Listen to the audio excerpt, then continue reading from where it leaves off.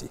Kumbuka unafuatilia matangazo haya kupitia kwa mtandao YouTube TV47 Live, mtandao wa X ni @TV47KE @paukirobi, na tutakuwa tunakujuza mengi zaidi hadi mwendo wa jioni. Kwa hivyo usibanduke mtazamaji. Na mtazamaji, kumbuka kwamba safari hii ni ya kipekee, bila shaka imeonyesha mambo ambayo hatujaona kwa muda sana, ikizingatiwa kuwa Raila Amolo Odinga alikuwa ni waziri mkuu wa zamani na ambaye alihudumu tangia mwaka wa 2008 hadi 2013 baada ya uchaguzi mkuu wa mwaka wa 2007 ambao kidogo ulizua tumbo joto. Ni mtu ambaye ametajwa kama nguzo ya demokrasia, ni mtu ambaye ametajwa kama sauti ya wanyonge, ni mtu ambaye ametajwa kama kinara wa maendeleo, kinara wa ugatuzi, na ni mtu ambaye bila shaka atakumbukwa na wengi kama walivyomtaja kwa kumuita baba. Alikuwa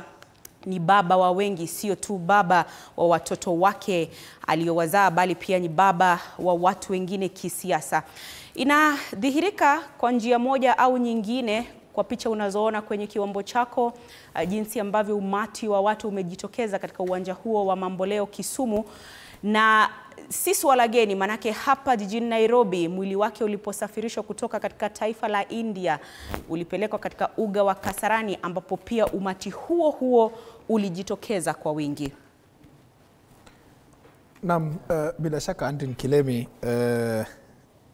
hayati aliyekuwa waziri mkuu Raila Odinga alikuwa ni mtu wa kipekee, mtu wa aina yake, mtu ambaye alikuwa na mbinu tofauti tofauti ya kutafuta wafuasi wake ambao walisimama naye, sio tu katika masuala ya siasa, uongozi, bali pia katika masuala ya maendeleo.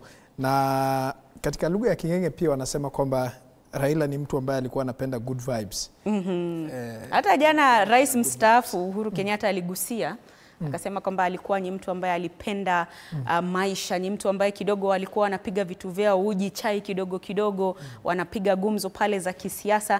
Kwa hivyo ni mtu ambaye atakumbukwa na marafiki wake wa karibu, ni mtu ambaye atakumbukwa na wananchi ambao hawajawahi kutangamana naye moja kwa moja, na ni mtu pia ambaye atakumbukwa si hapa nchini pekee, bali hata katika ngazi za kimataifa. Tumewaona tayari wakuu wa mataifa mengine wakifika hapa nchini Kenya kuomboleza na wananchi, wakituma rambirambi zao kupitia katika njia za mitandao. Ni mazishi ya kitaifa, heshima ya juu zaidi, waombolezaji Kisumu wakifika hii leo kutoa heshima zao za mwisho. Kirobi, hapa studioni tutakuwa tukichanganua safari yake, vile vile tukiangazia hatua ambazo zimepigwa hadi kufikia sasa. Labda tu tuwajuze watazamaji kwamba hatupo peke yetu, tunao wageni ambao utakuwa na watambulisha, na vile vile tutakuwa tunazungumza nao tukiangazia safari yake ya kisiasa hadi kifo chake, wakati ambapo sasa ameondoka. Na swali ni je, siasa za upinzani zitakuwa ni za aina gani? Na bila shaka Andrin Kilemi, kama jinsi ambavyo umesema, tunaye Daktari Justus Juma ambaye ni kinara wa Justice and Freedom Party, na upande wa pili tunaye Eric Ragalo ambaye ni mchanganuzi wa masuala ya siasa, na tutakuwa naye Charles Omanga hapo mwendo wa baadaye ambaye ni wakili, ili kuangazia tu safari yake kinara wa ODM Raila Odinga. Naam, karibuni sana kwenye studio za TV47. Naam, ningependa kuanza kusikiliza kutoka kwa Eric Ragalo. Sijui kama uliama chama cha ODM. Mimi niko chama cha Wiper.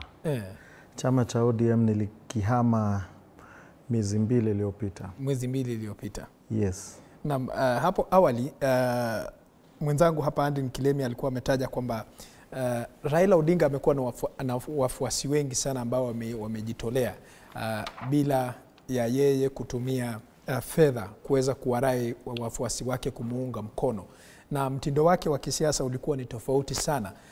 Kuna nyimbo ambazo Raila Odinga alikuwa anapenda katika kuwavutia wafuasi wake, na walikuwa entertained na nyimbo kama hizo. Na hata jana tulimuona Rais mstaafu Uhuru Kenyatta akiimba mojawapo ya wimbo wakiwa wana dance pale kwenye uga wa Nyayo. Mbona jinsi Raila alivyoshikamana na watu wake ni tofauti sana na wanasiasa wengine? What is this something special ambayo Raila Odinga alikuwa nayo ndani mwake? Raila alikuwa mcheshi. Mcheshi ni kwamba angesikiza kila mtu na angependa kusikiza story.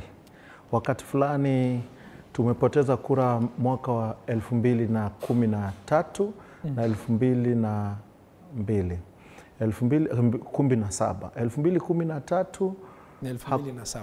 2017.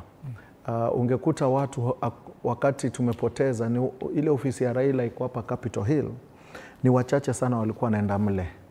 Na mimi ofisi yangu iko kando na ofisi ya Raila iko hapo karibu sana, hapa Hill Gardens, iko opposite kabisa hapa tuko na ile library ya Kenya.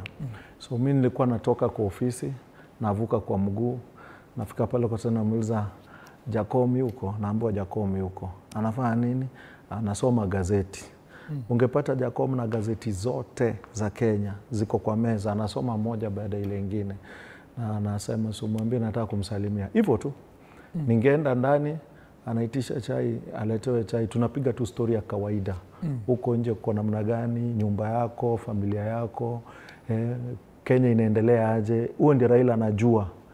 Na tukienda pale watu walikuwa nafikiria, na hii ndio kitu hata ndugu yangu atakwambia, hukuenda kwa Raila uombe pesa. Ama juu ulionekana na Raila jana ati alikupea kitu. Hiyo haikuwa tabia yake.